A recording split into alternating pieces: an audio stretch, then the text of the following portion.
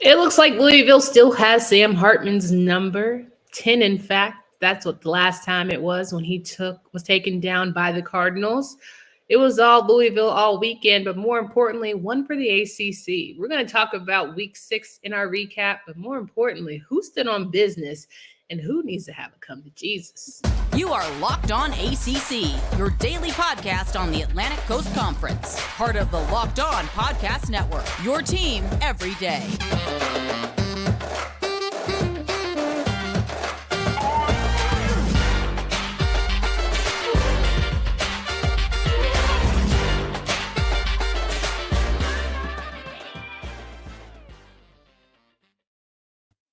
Everybody, welcome to today's edition of Locked On ACC. I'm your host, Candace Cooper, joined by Kenton Gibbs of Locked On Wolfpack. Each and every day, you can find us wherever you listen to podcasts. Make sure you download, subscribe to the pod from all of our various channels, and more importantly, our YouTube page, where you can get in on the community action. If you talk to us, we certainly talk back. There are no bad vibes, only good energy on our show. We are going to talk through the ACC going lethal. What is the word?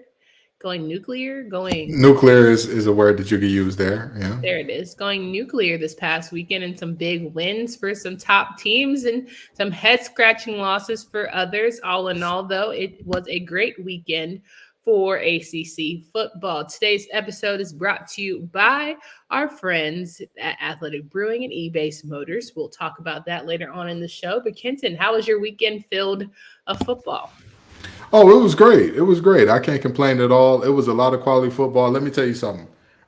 You have not lived until you've tracked 3 different terrible games all at once on 2 screens. What a time to be alive. But, if y'all can interact with our tweets as well, because it's a lot of work that goes into that, that'd be great. But, yeah, my weekend was great all in all.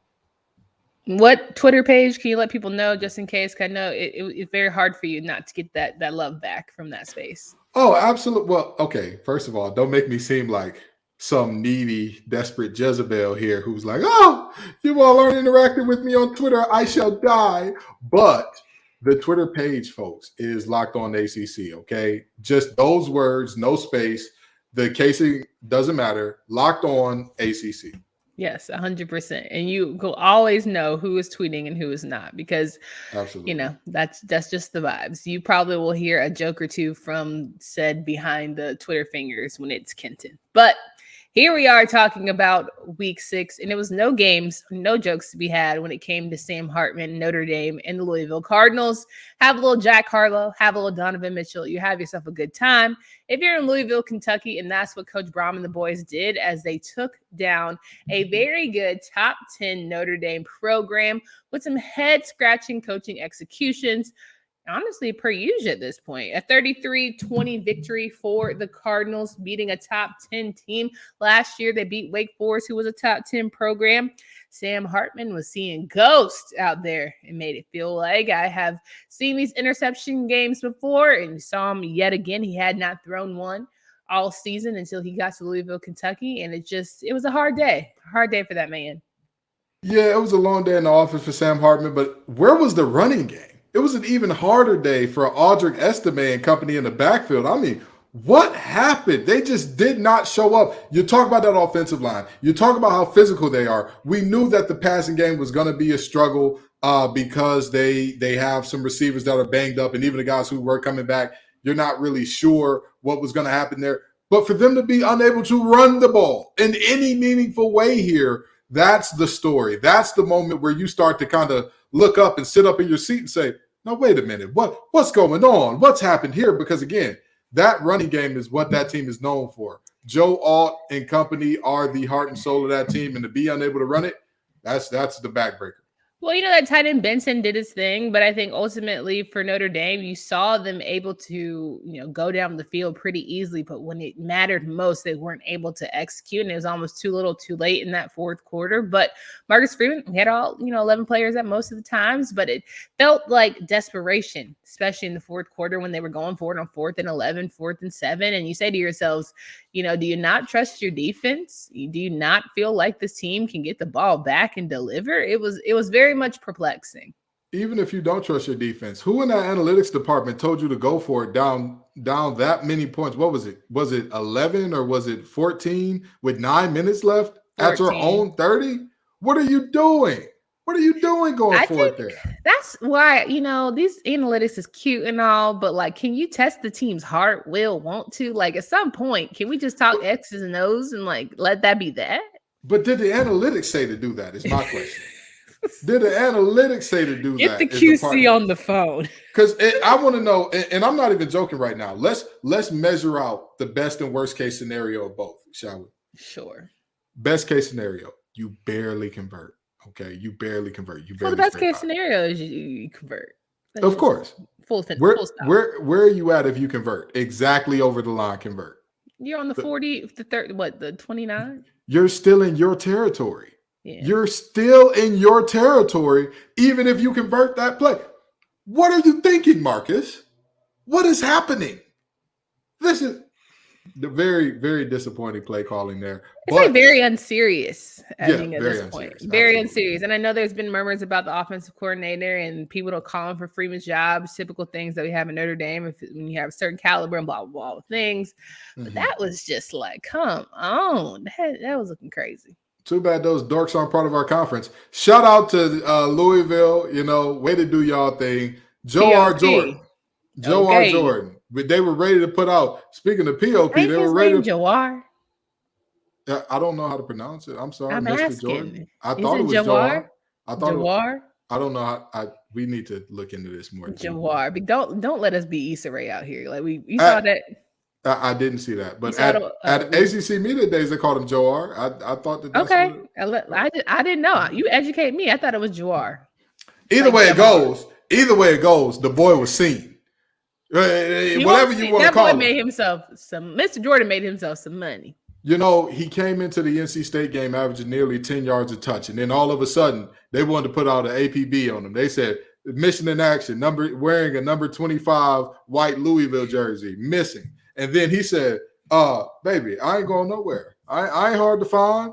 I ain't hard to find. You know what I mean? He channeled his inner prime and got his I ain't hard to find hoodie on because, boy, was he prime time in this game. Was he Johnny on the spot in this game? Like, what a guy. What a time to show up like this. What a time he wasn't good on the ground. He was great. 21 carries, 143 yards, 2 tutties on top of it. Mr. Jordan, have yourself a merry little night there. So a couple things before we get out of here, right, about this game. One, you always talk about how Plummer needs to have just a good enough game because he won't good. Defense was swallowing him up. I ain't gonna hold you. He did just enough to not blow it for the Cardinals. You always talk about he doesn't have to have the most incredible game. He doesn't have to be the best of the best. This game, to me, put everybody on notice that he's not the guy. He is just an excellent game manager, and he utilizes his surroundings pretty decently. I think that this game was more so that his supporting cast is better than I thought. They're better than I thought because I thought that this was going to be a situation where if they were going to beat Notre Dame, it was going to be a shootout situation. It was going to be toe-to-toe, blow for blow, just slugging that thing out, and whoever gets the ball last is probably going to win. And what ends up happening, right? Yeah. You end up getting a game where Louisville's defense showed up and showed out in every aspect of the game. You talk about Notre Dame's running game being the main thing that you think of when you talk about Notre Dame, and yet, can you guess how many yards their leading rusher had on the night? 25. 37. Close. Jeremiah Love had 37 yards on the night. Like, that is the type of performance that this team put on. This was not a game in which you look up and you say, man, Notre Dame was just giving it to them any way they wanted and all that good stuff. Audric estimate 10 carries for 20 yards. Yeah. Swallowed up in the backfield. I mean, there is some third down stops that you can't craft that up better defensively. And I just want to go on the record saying I was the only one that chose Louisville this week. Mm-hmm. Let the record reflect that you weren't a believer. The fans weren't a believer. But let Candace say, it don't matter what the overall record is. Y'all can have that. But when they came to Louisville holding it down POP for the ACC, Candace chose.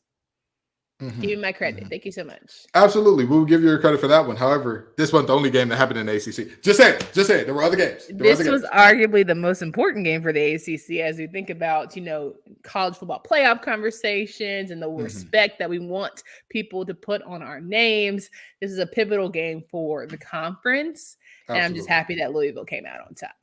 Absolutely. Absolutely. I 100% agree there. Wonderful. I'm so glad we can find a page to be on. All right, let's pay some bills. Athletic Brewing Company is the non-alcoholic beer game that has completely allowed for non-alcoholic beers to taste good, full of flavor, well-crafted, just like a full-strength beer. And their brews are great tasting and award-winning and beat out full-strength beers in global competitions.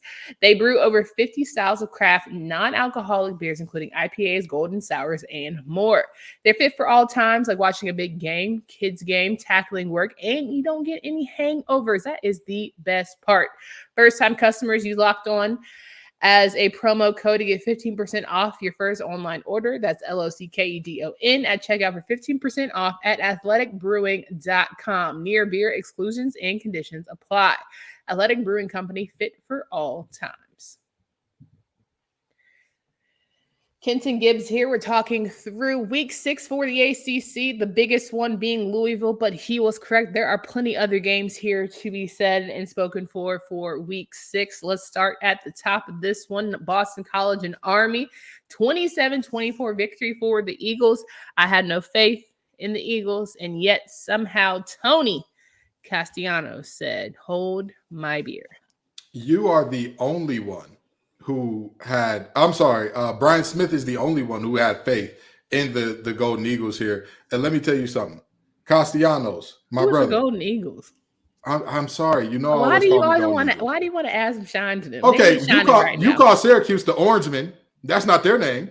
It's Are they not men? Are they not men? The orange. Are they not men? Are they not supposed? Are the helmets not golden? Are the helmets not golden? No, they're probably rusty. Go ahead. Wow. You see how she disrespects y'all Boston College fans? I'd never do that. AJ Black, you my guy. I'd never do that to y'all. I'd never do that. But Castellanos, what I would do is sleep on Castellanos. I hit the snooze button. And he said, oh, don't worry about it, brother. Don't worry about it. I'm coming to your door with the whole band because you're going to wake up on me.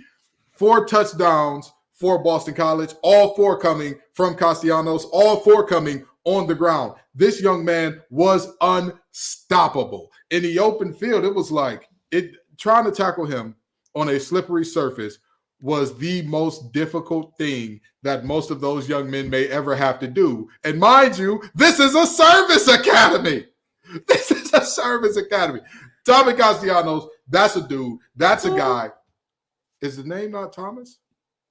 Okay. Is the name not Thomas? Tony. Is it? No, he's not a Tony too.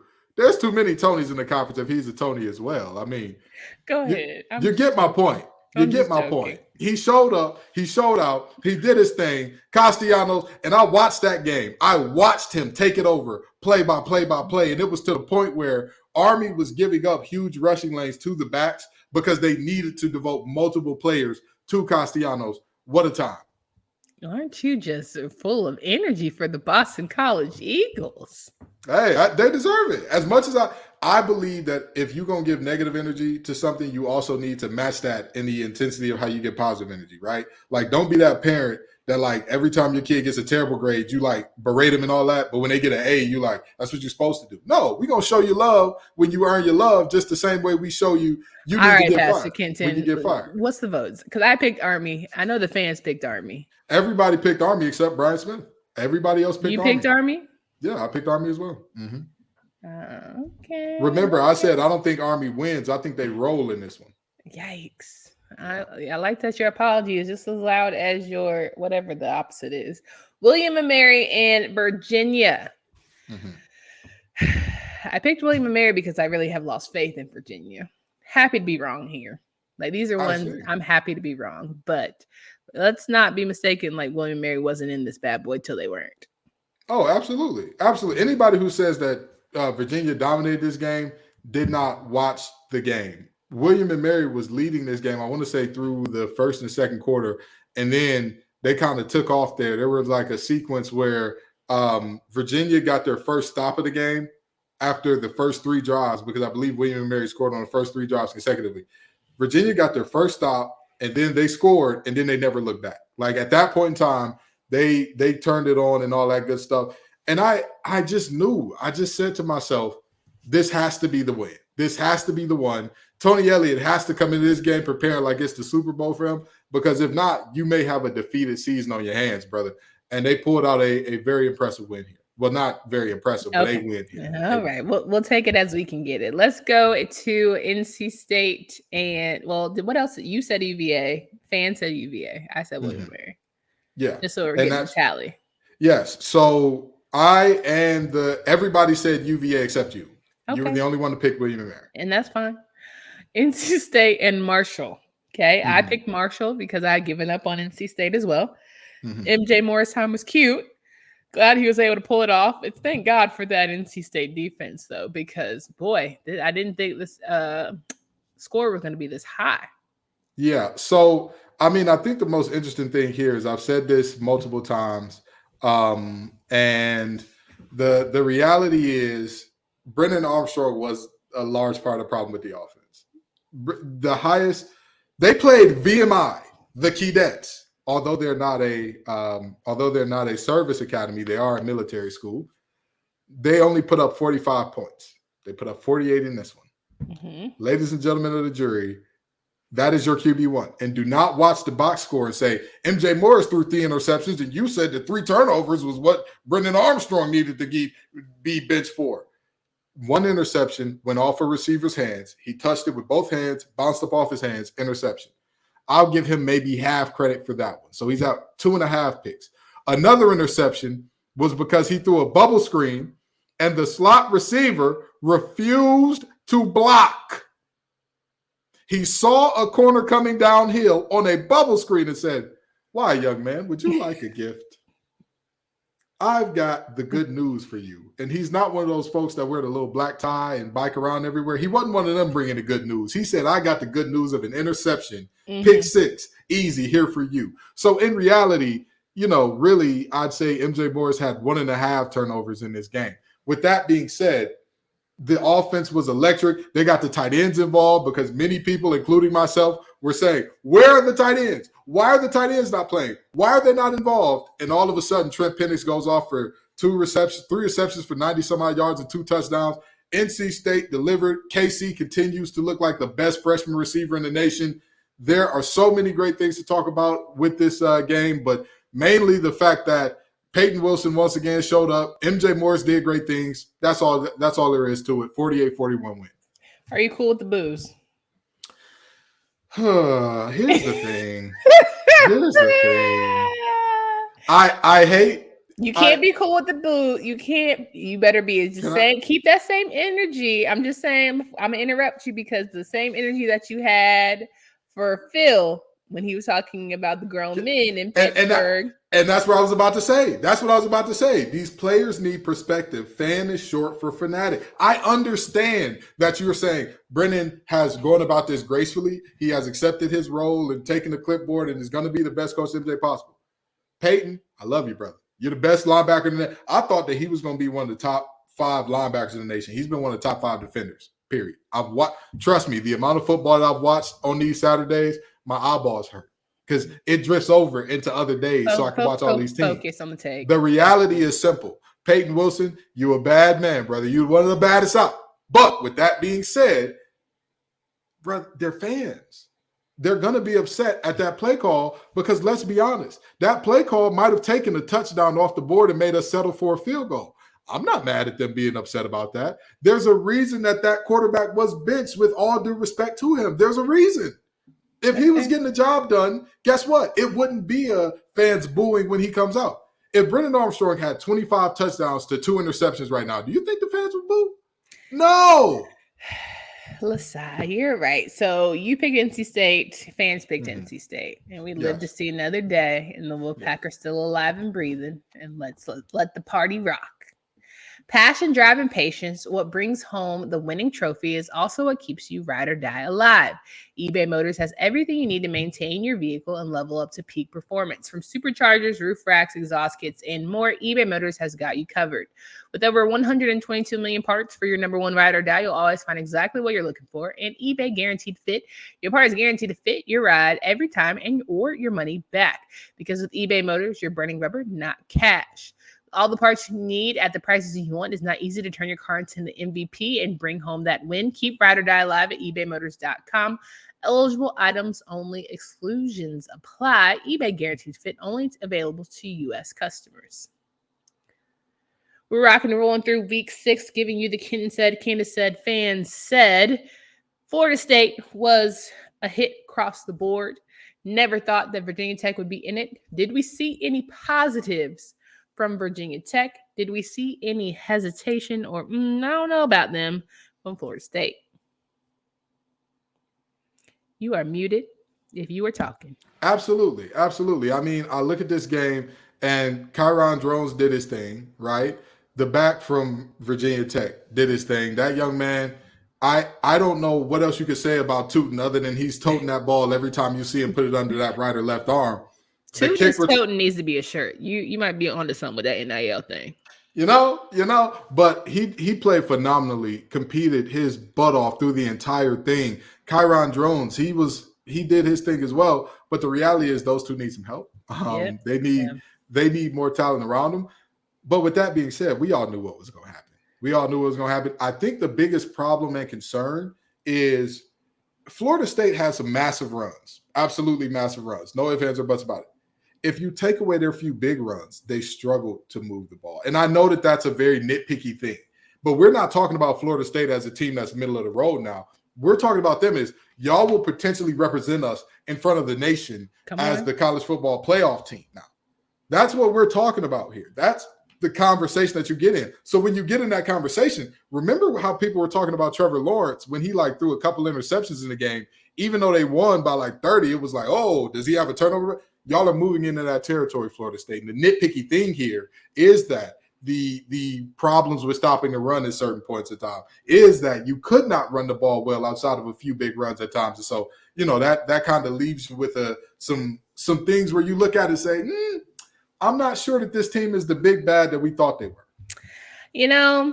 We're going to talk about in the power rankings tomorrow, but definitely not the big bad. You fool me once, you skirt by Boston College. You fool me twice, you figure out ways to win in other, matchups. You definitely handled Virginia Tech, but it was uglier than it needed to be. And for some reason, and like I said pre-show, I think it's just they're not used to being the dominant force, the team that handles business every single week. Yes, because you get the W, sure, but to win and win handedly. Almost a third quarter before we called Jared Verse's name, right? That's just not heard of, and things that just a little more consistency from that program. Absolutely. And the thing about the Jared Verse thing is this: your inability to stop the run inhibits what Jared Verse can do. He's at his best when he's going downhill attacking quarterbacks, but if you can't stop the run well, what happens? They end up in third and short. Now you can't pin your ears back and roll. They end up in second and short. That's a run pad. You don't know what's going to happen there type of situation. So it's the reality that they have to stop the run better to unlock the full potential of a Jared Verse. You can't stop the run. Okay. North Carolina and Syracuse. Speaking of not being able to stop the run, the throw, the pass off, all the things. Syracuse, boy, you starting to look fraudulent. Second loss of the season.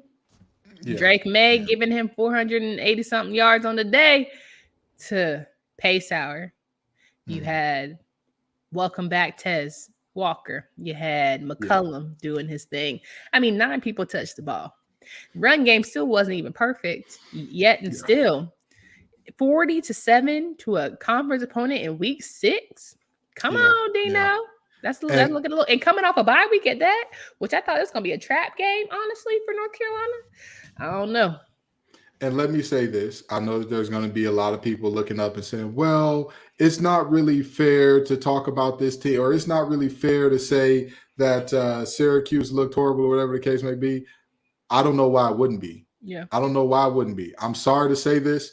This is a team that came in off 4 wins, and you're looking at them saying they can compete, they can do some things this year. and then going to lose your first 2 conference games by a combined score of 74-21.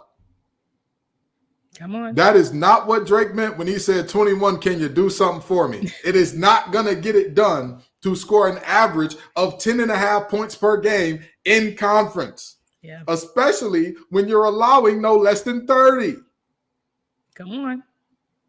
Dino, you better find yourself 2 conference wins, brother. You better find yourself 2 because if you cannot find 2 conference wins, you will not be in a bowl game. And if you do not go to a bowl game this year, I don't know if they keep you.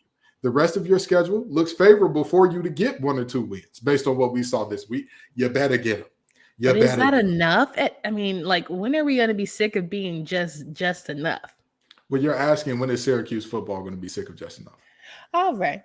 And on that, I mean, with all due respect to them, hey, you ain't proud university, right? First ever Black Heisman winner went there. Jim Brown went there. You got lots of great, historically sound program. Exactly. Donovan McNabb, the edge rusher. I want to say Dwight Freeney as well. They've had their players. They've had their ballers.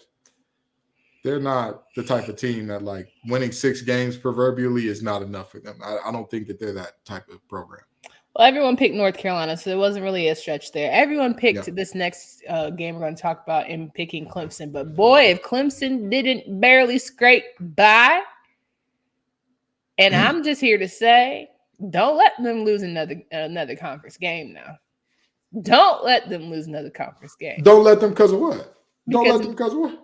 Because I don't know if we could put them in we might have to put them in the 10 through 14 in the power rankings if they lose another conference game. I'll tell you this. They barely scrape by. And round here, we demote you for barely scraping by. Oh, 100%. We have style points through and through. And to have Mitch Griffiths looking good, solid, if you will. And not even that, to make that Wake Forest defense not just look good, but look like world beaters. And don't get me wrong. Wake Forest defense, they got 2 of the top sack leaders in the conference. They got 2 guys that can absolutely do it in terms of rushing the passer. They have a defense that will be the highlight of this team, really. Yeah. That's not while that is a compliment to them, it's a little bit of a backhanded compliment. It's like when Aretha was asked what she thought about Taylor Swift, and she said beautiful gowns. Yes, she talked about the gowns, but with everyone else, she talked about an aspect of their performance, their ability to do what they do. Don't ever mention that name on this show ever again. Oh, I'm sorry. Thank you. I'm saying, I see it enough in my NFL marketing material. She's great. She's great for SEO. She's wonderful for SEO. 100%.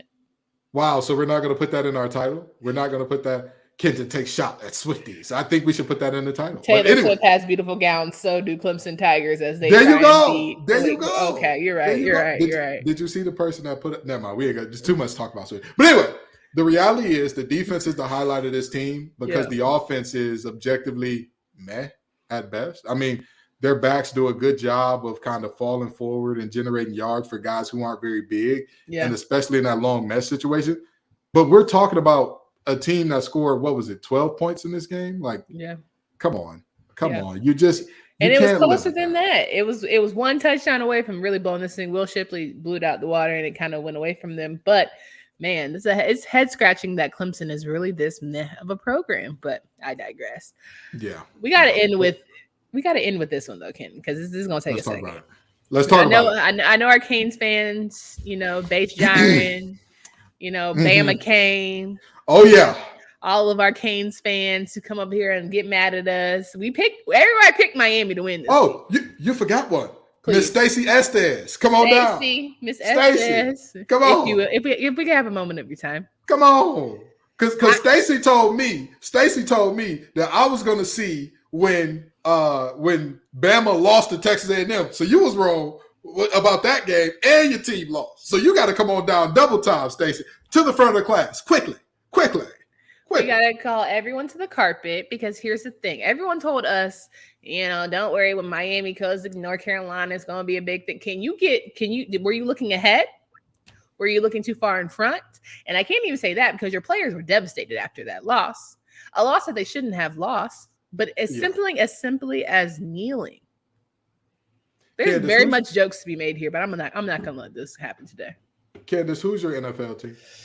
The Giants. Please don't remind me.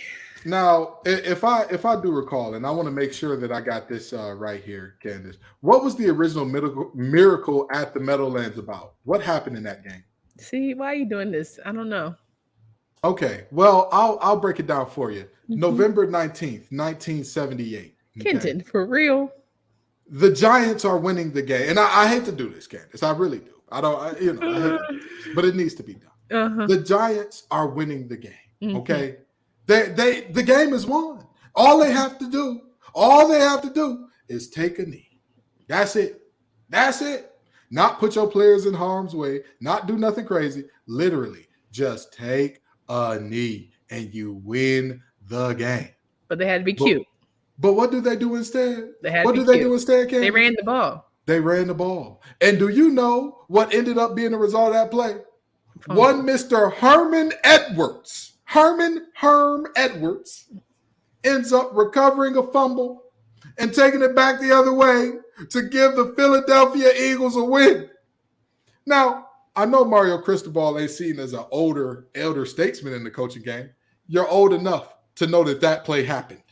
Well, if you go back even further, this is not the first time that Mario has refused to kneel. It's something that he doesn't like to do. And I would like to have like a psyche moment of like, what is your reasoning behind kneeling? Like, do you not like it because it makes you feel like you're giving in? You want to keep stepping on the other team's neck? Like, what? I mean, you played up a game or two. Why would a coach do that? It doesn't make any sense. It does. And here I was saying that Doran's clock management to go into halftime against Marshall was the worst clock management that we were going to see this week, because Dino and company had already, they didn't get a chance to ruin the clock, because Dino can mess up some clock management too. And so I said the 2 clock fumblers are over. They're done for. Yeah. We're talking ACC at night. We're looking at Georgia Tech and Miami. There's no way. When they kept running the ball, the analysts were confused. I was confused. In the words of the young man from Euphoria, you confused, I'm confused. We're all redacted and confused. And then he fumbles. And here's the thing. He didn't fumble. He put his elbow down. It was a bad call. But I don't know, ACC refs. So you never give it to ACC refs, because that's honestly what you get. Can I, since I'm quoting people who are no longer with us, in Aretha and the young man from Euphoria, let me quote another one who's going on to be with their ancestors. Please. Billy Mays. But wait, there's more. We see Georgia Tech get the ball back. They still got to travel nearly the length of the field now. This ain't like Georgia Tech got the ball back and they were in plus territory. They had to go yards upon yard, virtually the entire field in less than 20 seconds. And you have a safety biting on a double move. Now, granted, the safety that bit on the double move to lose the game, that was under 10 seconds. How? Let them, I'm sorry for yelling in your ear like that. Fans, I'm sorry for yelling in y'all ear. But Mario Cristobal, right when I was finally about to give the Canes some credit, right when I do a show with Alex Dano, the host of Locked On Canes. Alex looked like he was about to cry in his recap. He is the nicest man I've ever met in my life. When they told me it's a guy named Dono in Miami who does betting, I said, he gonna make me some offers I can't refuse. This is gonna be an intimidating fella. Alex Dono's the nicest person that you've ever seen in your life. And Alex was beside himself because he just couldn't understand. And I think it's one of those that you'll never, ever truly, you'll look back, you'll do this part 630 for 30 and never truly understand when they start debunking the Mario era. It's terrible. It's not even funny anymore, because like the way the kids were like, what are we doing after the game? Like, that's sickening to me. That's how you lose locker rooms. That's how you lose momentum of programs. And you got to go against an undefeated North Carolina team the very next week. Sickening.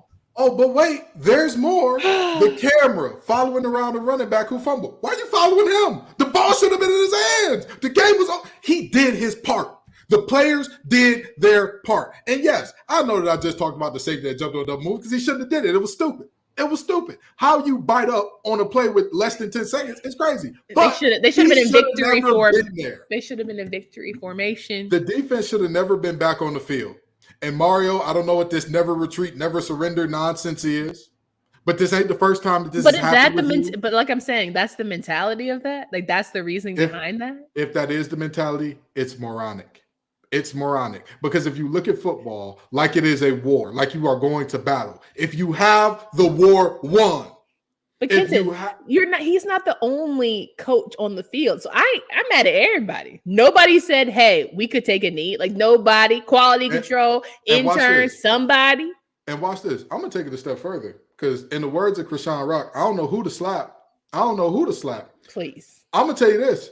If I'm Tyler Van Dyke, I'm not running the play. You can call whatever you want, Mario. You got to pull me out the game. Yeah, as soon as I touch that ball. What is the audible? Can he not audible?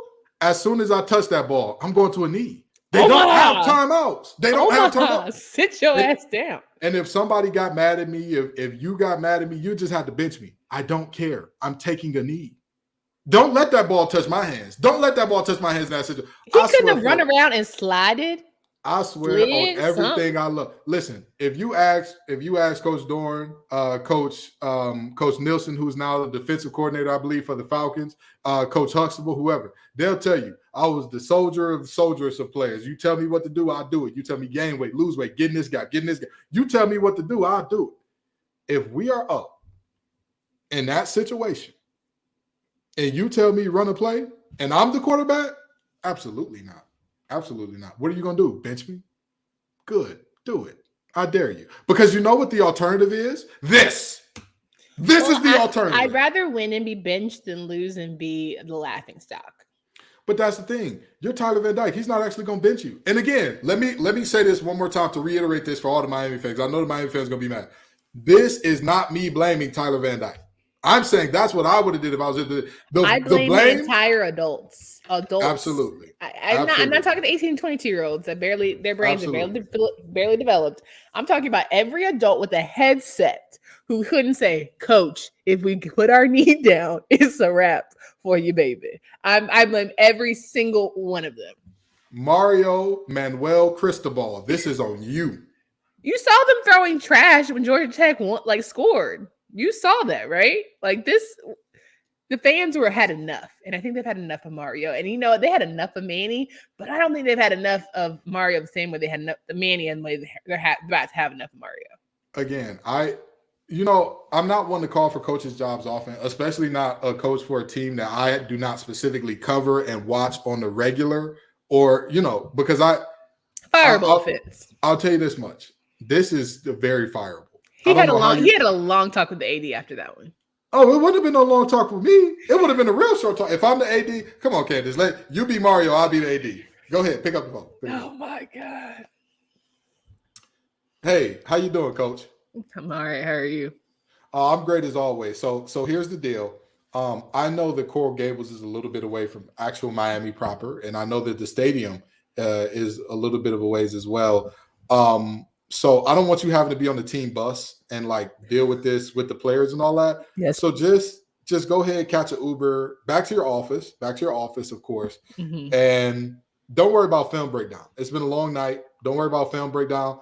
And don't worry about cleaning up your office. Worry about kind of cleaning out your office. Just make sure that you take everything with you,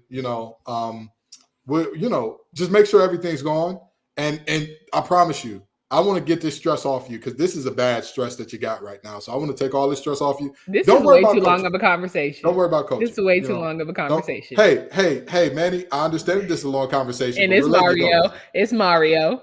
Oh, I'm sorry, Mario. I just had to have this conversation a couple years ago, and I got deja vu. I'm sorry. That's why I called you Manny, because we just had this conversation. I thought I wasn't going to be having it again for a while. But now I got a coach that forgot how to take a knee. So it looks like we got to have the conversation again. Mario, Manny, Maxwell, don't care who you are. Mario done hung up on you. Bye. Mario. Good. Let him hang up. I thought it was going to be a 10-second. As long as you took, that's how long it took Georgia Tech to score that touchdown. Oh, Georgia Tech scored much quicker than that. They scored much quicker than that. They scored. And that's why if I was the AD, I would have been on. Hey, Mario, don't worry about it, brother. I want you to have a great 84 yards. God almighty. You know what? We're going to end it right there because tomorrow we got power rankings. And if Miami wasn't pissed off at us before, just wait till tomorrow. Oh, y'all finna tomorrow, we got power rankings. Wednesday, we're going to give you some mid-season grades. Thursday, we're going to get ready for week 7. And then Friday, we're going to have Fan Friday so y'all can sound off. Y'all get out one good time and y'all can just let it out and we can vibe. So make sure you guys come back for all of that. More importantly, you're following all of the shows here on Locked On Podcast Network for Candace Cooper and Kenton Gibbs. Until next time.